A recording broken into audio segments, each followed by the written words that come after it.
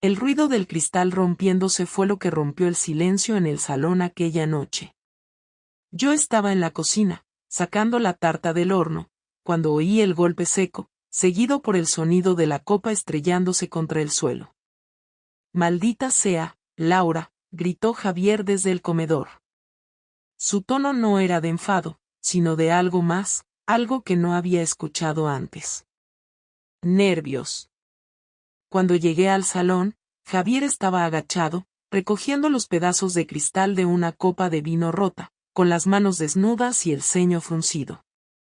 No era algo fuera de lo común, se rompían cosas de vez en cuando, pero lo que me llamó la atención fue que él no me miró al entrar, ni siquiera levantó la vista para pedir ayuda o hacer algún comentario sarcástico como solía hacer. Era como si estuviera atrapado en sus propios pensamientos, demasiado concentrado en evitar algo más que los cortes del cristal. «¿Estás bien?», le pregunté, acercándome con el recogedor. Noté que tenía las manos temblorosas.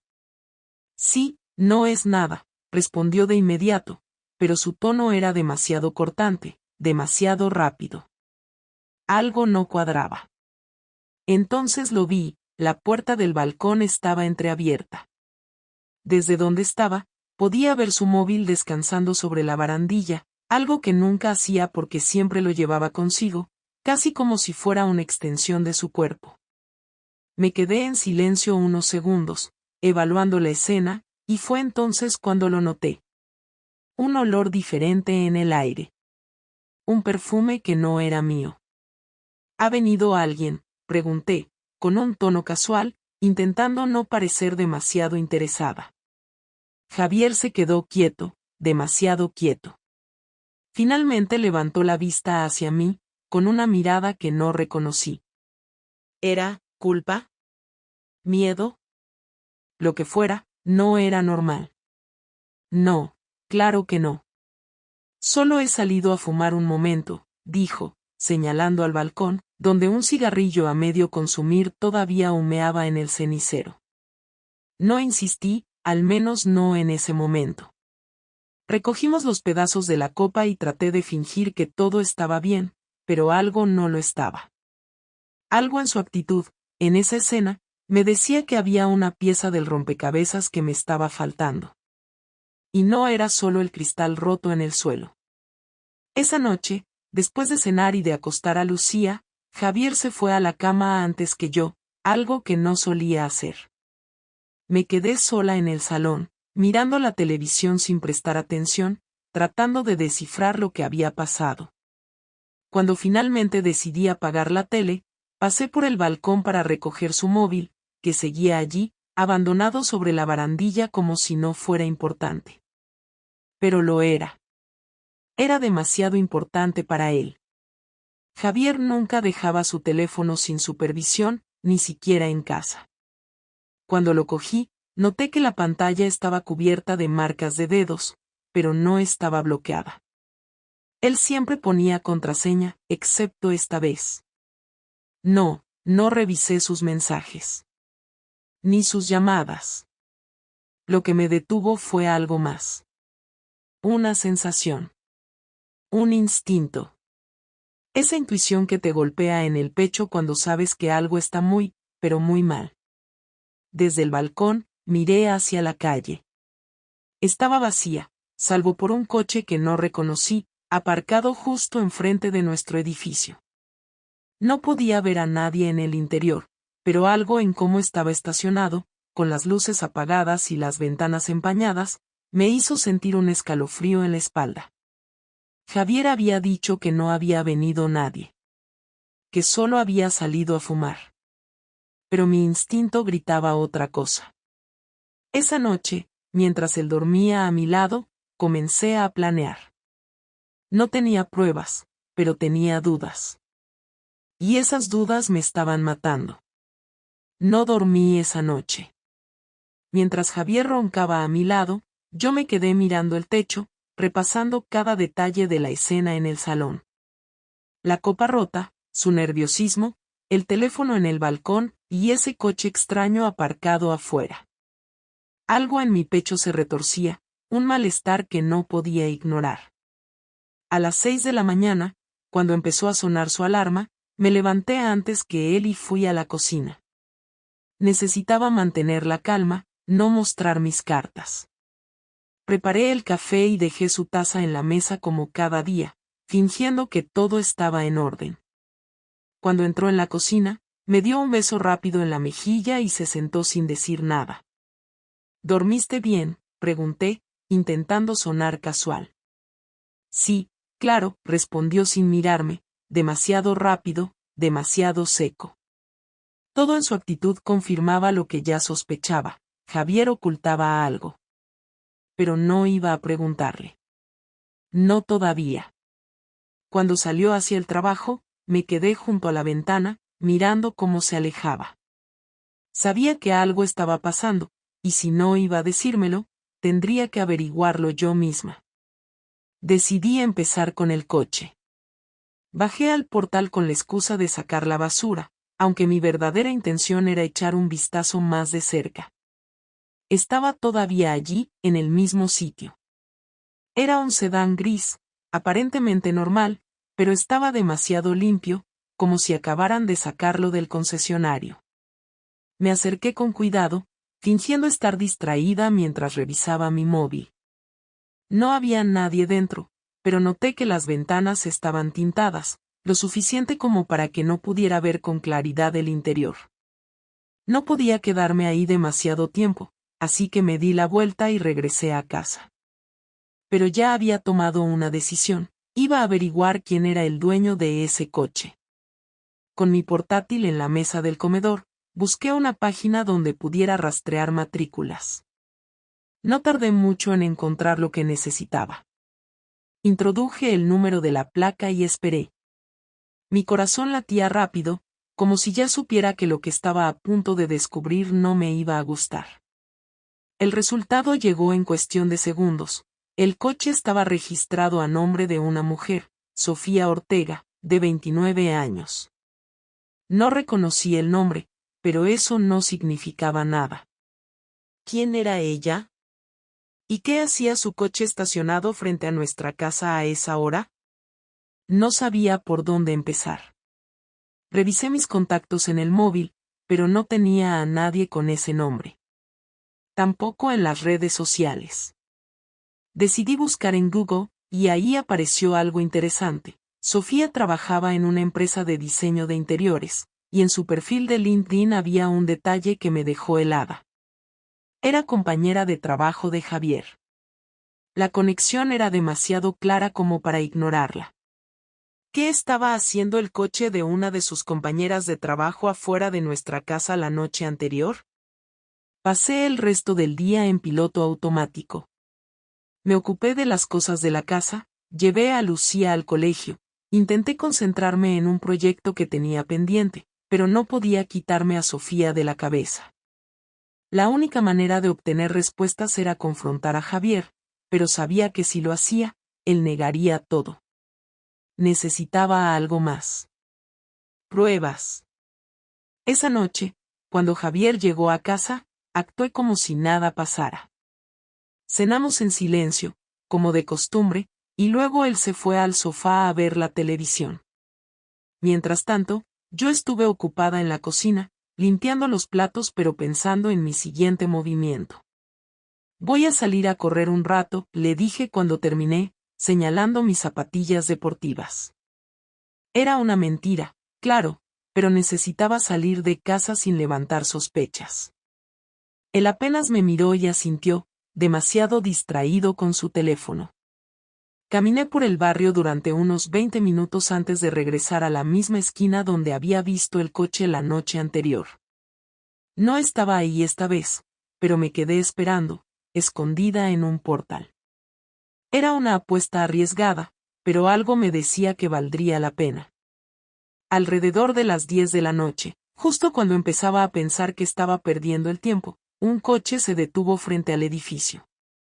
Era el mismo sedán gris. Mi corazón se aceleró cuando vi a una mujer bajarse del coche.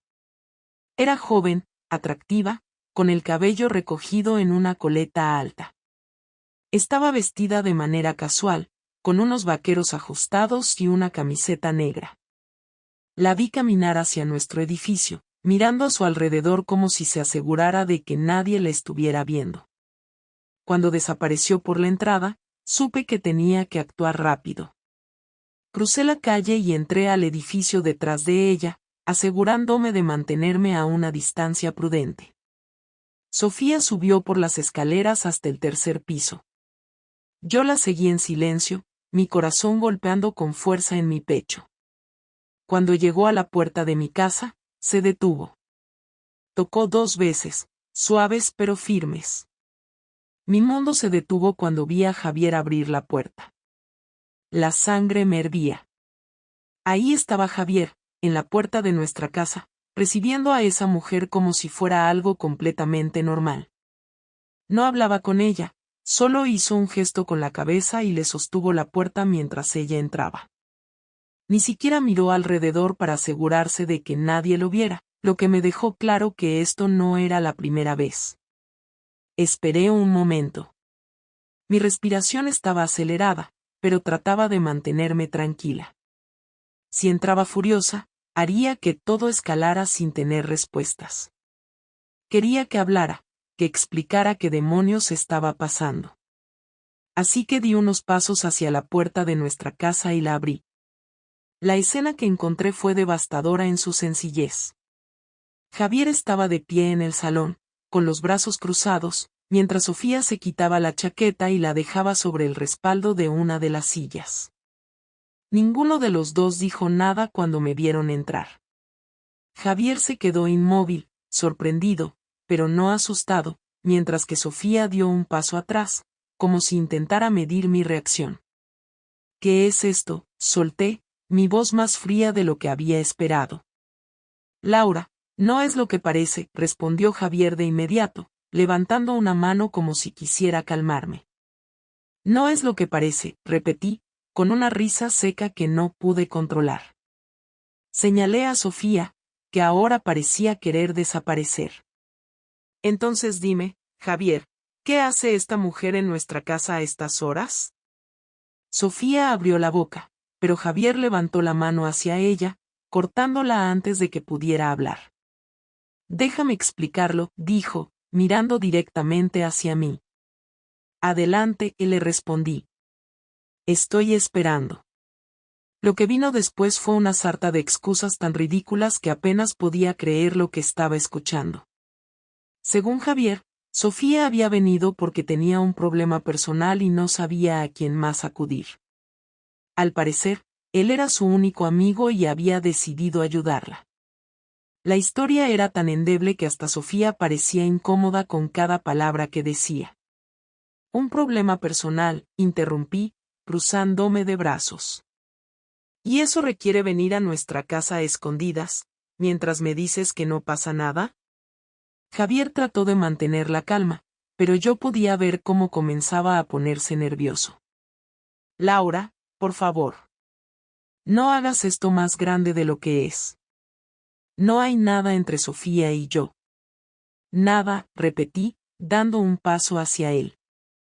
Entonces, ¿por qué no me dijiste nada? ¿Por qué esta mujer llegó aquí como si estuviera acostumbrada? ¿Y por qué demonios estabas tan nervioso anoche? Basta, dijo Javier, alzando la voz por primera vez. No quiero discutir contigo sobre esto. Pues yo sí quiero discutir, grité, incapaz de contenerme más. Mi voz resonó en el salón, y Lucía, que estaba durmiendo en su habitación, empezó a llorar al fondo del pasillo. Ese sonido me hizo detenerme. No quería que nuestra hija estuviera en medio de esto. Sofía, al ver la tensión en el ambiente, recogió su chaqueta rápidamente. Será mejor que me vaya, dijo, con la mirada baja. Eso sería lo mejor que has dicho en toda la noche, le respondí, señalando la puerta. Sofía salió casi corriendo, y el portazo que dio al cerrar la puerta fue como un disparo que rompió la tensión en el aire. Ahora estábamos solos. ¿Vas a decirme la verdad?, pregunté, mirándolo fijamente. Porque si no lo haces, voy a buscarla yo misma. Javier no respondió. Se pasó las manos por el cabello, visiblemente frustrado, pero no dijo nada. Ese silencio fue peor que cualquier cosa que hubiera podido decir. Era como si estuviera admitiendo todo sin necesidad de palabras.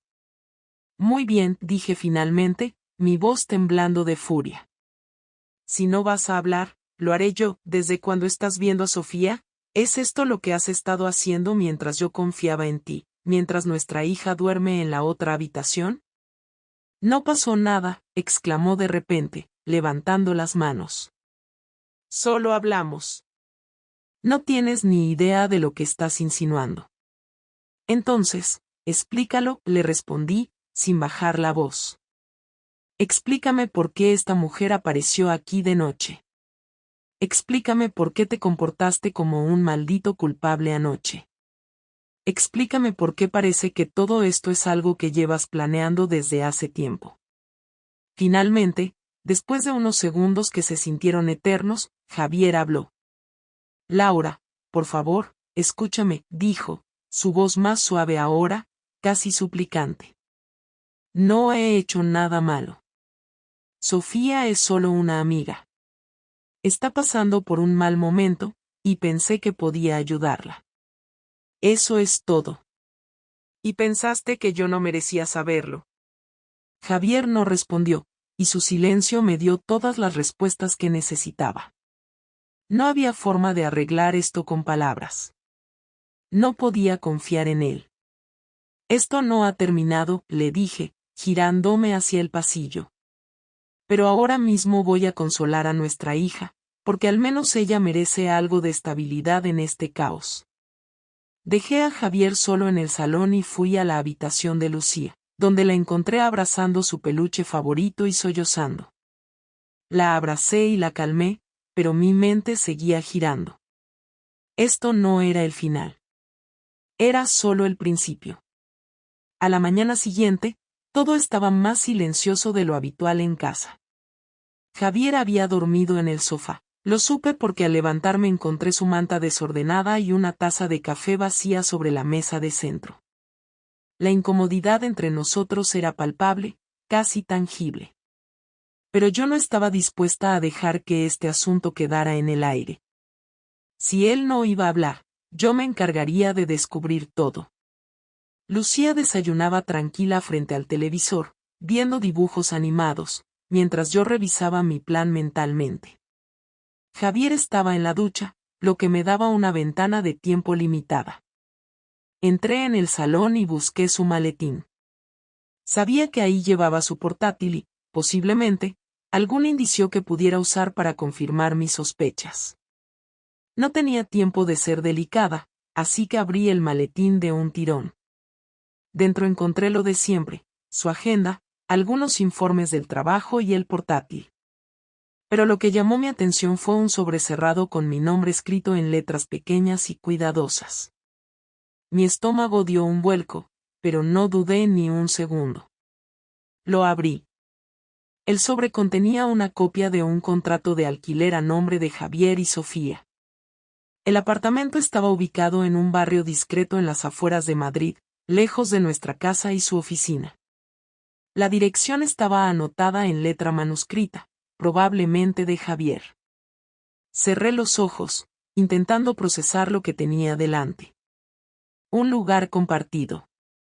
Un espacio lejos de mí, lejos de nuestra hija. Este no era el comportamiento de alguien que solo quería ayudar a una amiga. Guardé el contrato en su lugar y cerré el maletín justo cuando escuché el sonido de la ducha apagándose. Me apresuré a la cocina y me serví otra taza de café para disimular. Cuando Javier salió del baño, ya estaba sentada en la mesa, actuando como si nada hubiera pasado. ¿Dormiste bien?, pregunté sin levantar la vista del periódico que fingía leer. Sí, lo suficiente, respondió con un tono distante. Ni siquiera intentó mirarme. Pasamos el resto de la mañana en silencio, como si ambos estuviéramos esperando que el otro hablara primero. Pero no planeaba confrontarlo todavía. No, necesitaba más información. A la tarde, Dejé a Lucía en casa de mi hermana para que pasara unas horas con sus primos. Javier dijo que saldría a hacer unas compras para la oficina, así que ambos teníamos excusas para estar fuera de casa. Tan pronto como cerré la puerta detrás de mí, tomé un taxi y le di la dirección del apartamento que había encontrado en el contrato. El edificio era un bloque discreto, sin portero y con una entrada que parecía recién remodelada. Subí al tercer piso y encontré la puerta con el número que coincidía con el contrato. Me detuve unos segundos, tratando de decidir si debía tocar o no. Finalmente, me armé de valor y llamé al timbre. Pasaron unos segundos eternos antes de que la puerta se abriera. Sofía estaba ahí, con el cabello recogido en una coleta, vestida con ropa de casa. Al verme, su rostro palideció. «Laura», preguntó, sorprendida, pero no tanto como yo habría esperado. «¿Puedo pasar?», le respondí, empujando la puerta antes de que pudiera decir que no. El apartamento era pequeño, pero estaba decorado con muebles modernos, claramente pensados para 2 personas. Un sofá, una mesa para 2, y una pared llena de fotos. Me acerqué a esas fotos, y lo que vi confirmó todo. Había imágenes de Sofía y Javier, tomadas en diferentes lugares, un restaurante, un parque, incluso en lo que parecía ser el balcón de ese mismo apartamento. No eran fotos casuales de compañeros de trabajo. Había algo íntimo en ellas, algo que no dejaba lugar a dudas. ¿Por cuánto tiempo?, pregunté, dándome la vuelta para mirarla directamente. Sofía cerró la puerta y se apoyó contra ella, sin mirarme a los ojos. «No sé de qué estás hablando», intentó decir, pero su voz temblaba. «No te atrevas», dije, señalando las fotos. «Esto no es algo que haces con un amigo». «¿Cuánto tiempo llevan viéndose?». Finalmente, Sofía suspiró, derrotada. 6 meses, admitió, cruzándose de brazos. «Pero no es lo que piensas». «Ah, no», respondí, sin poder evitar reírme con sarcasmo. «¿Entonces qué es? ¿Una relación profesional que casualmente incluye escenas románticas y un apartamento compartido?». Sofía intentó defenderse, pero no podía apartar la mirada del suelo. «No quiero problemas, Laura.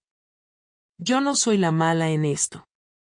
«No eres la mala», repetí, dando un paso hacia ella. «Estás viendo a un hombre casado. En mi casa, con mi hija al otro lado de la pared. ¿Qué clase de persona hace eso?». Antes de que pudiera responder, la puerta del apartamento se abrió. Me giré justo a tiempo para ver a Javier entrando con una bolsa de supermercado en la mano. Cuando me vio ahí, su rostro se quedó sin color. «¿Qué haces aquí?», fue lo único que pudo decir. «Esa es la pregunta que debería hacerte yo a ti», le respondí, señalando el apartamento. «¿Qué estás haciendo aquí, Javier? ¿Qué es todo esto?». No tenía respuestas. Se quedó ahí, en silencio, mientras yo sentía como la rabia crecía dentro de mí. Pero no iba a llorar, no frente a ellos.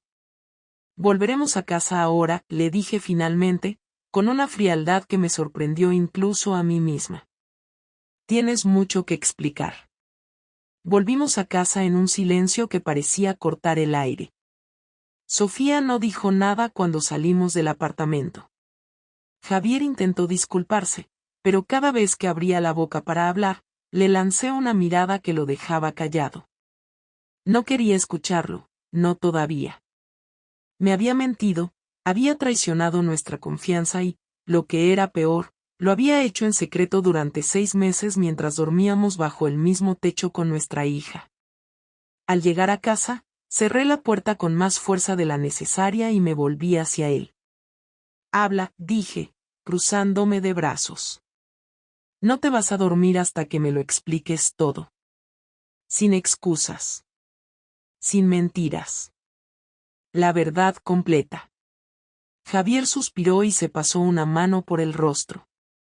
Parecía más agotado que arrepentido, como si estuviera harto de la situación en vez de sentir culpa por lo que había hecho. Está bien, dijo finalmente, sentándose en el sofá. Te lo diré todo. Lo que me contó fue una mezcla de confesiones egoístas y justificaciones absurdas. Según él, todo había empezado como un escapismo. Se había sentido abrumado por el trabajo, la rutina, las responsabilidades. Sofía era joven, atenta, y lo hacía sentir vivo de nuevo, como si hubiera recuperado algo que había perdido hacía años. No intentó suavizar la historia ni endulzar sus palabras. Era brutalmente honesto, pero esa honestidad no me calmaba, me enfurecía aún más. Así que, ¿te sentías aburrido, y eso te dio derecho a destruir todo lo que construimos juntos? Mis palabras eran afiladas, llenas de la rabia contenida de semanas, meses, tal vez años. Laura, no fue así de simple, intentó decir, pero lo interrumpí. No quiero tus excusas, Javier. No me importa cómo intentas justificarlo. Lo que me importa es lo que vamos a hacer ahora. Se quedó en silencio, mirándome como si no entendiera a qué me refería. Era típico de él, pensar que una disculpa superficial sería suficiente para cerrar el tema. Pero no iba a ser tan fácil. Vamos a dejar algo claro, dije, mi voz firme. Esto no va a quedar así. Has destrozado mi confianza y mi respeto por ti. Y voy a hacer que lo sientas. Javier frunció el ceño. ¿Qué quieres decir con eso? ¿Qué planeas hacer, Laura? Ya lo verás, respondí, sin parpadear. Sabía que no estaba preparado para lo que venía. Al día siguiente, mientras Javier estaba en el trabajo, comencé a poner mi plan en marcha. No iba a esperar a que él decidiera si quería salvar nuestro matrimonio o seguir con Sofía. Había pasado demasiado tiempo en segundo plano, demasiado tiempo creyendo que todo estaba bien mientras él hacía lo que quería. Ahora era mi turno de tomar el control. Primero, fui al despacho de un abogado. Quería asegurarme de que, si esto terminaba en divorcio, yo tendría la ventaja. El abogado, un hombre de unos 50 años con experiencia en casos complicados, me escuchó atentamente mientras le contaba todo. Cuando terminé, asintió con calma. Tienes una posición sólida, dijo. Especialmente si puedes probar la infidelidad. ¿Tienes pruebas? Le conté sobre las fotos en el apartamento de Sofía, el contrato de alquiler, incluso los mensajes de texto que había logrado revisar en el teléfono de Javier antes de que cambiara su contraseña. Todo apuntaba a una relación que no era simplemente platónica, y eso jugaba a mi favor. El abogado me aseguró que podríamos usar esa información para negociar un acuerdo que protegiera mis intereses y los de Lucía. Segundo, llamé a su jefe. Sabía que esto era arriesgado, pero no me importaba. Si Javier había decidido jugar con mi confianza, yo no tenía problemas en hacerle pagar las consecuencias. Sabía que su empresa tenía políticas estrictas contra las relaciones entre empleados, especialmente si afectaban el rendimiento laboral. Le expliqué la situación al jefe con calma, sin emociones.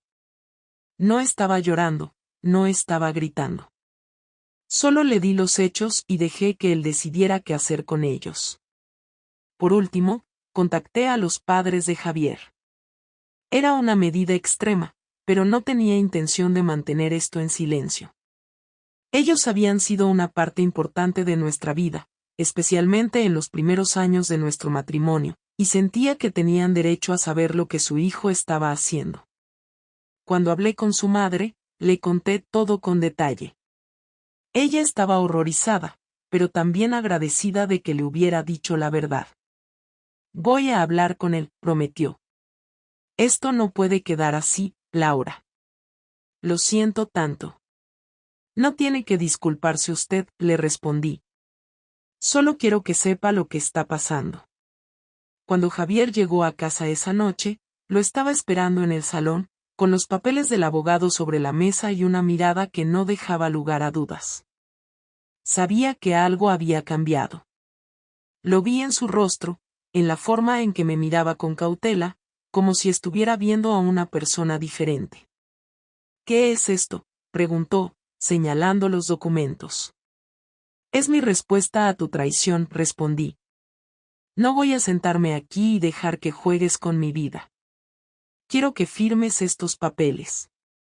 Y después de eso, hablaremos sobre cómo vamos a manejar a Lucía. No puedes estar hablando en serio, dijo, pero su voz no tenía la misma seguridad de antes. Sabía que había perdido.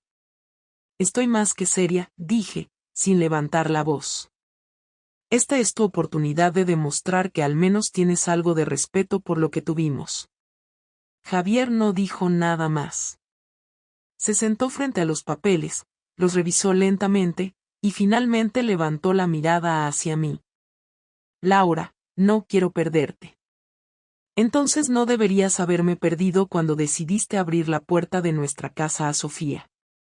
Javier pasó más de media hora revisando los documentos del abogado.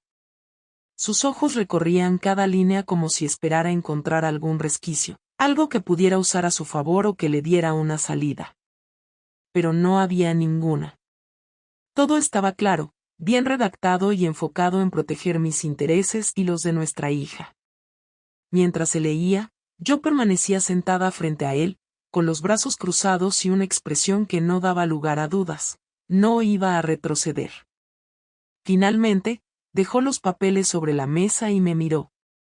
¿De verdad quieres hacer esto, Laura?, preguntó, con una voz que oscilaba entre la frustración y la desesperación. Quiero lo que merezco, respondí con frialdad. Y lo que merezco es respeto, algo que tú destruiste. No puedo creer que quieras destruir nuestra familia, murmuró, casi como si hablara consigo mismo. Eso fue suficiente para encender mi furia. Golpeé la mesa con la palma de la mano, haciendo que los papeles se movieran ligeramente. No me hables de destruir esta familia, Javier, fuiste tú quien la destruyó cuando decidiste vivir una doble vida. No me culpes por recoger las piezas de lo que rompiste. El silencio que siguió fue tenso, cargado de emociones que ninguno de los dos quería expresar. Finalmente, Javier suspiró y asintió. Está bien.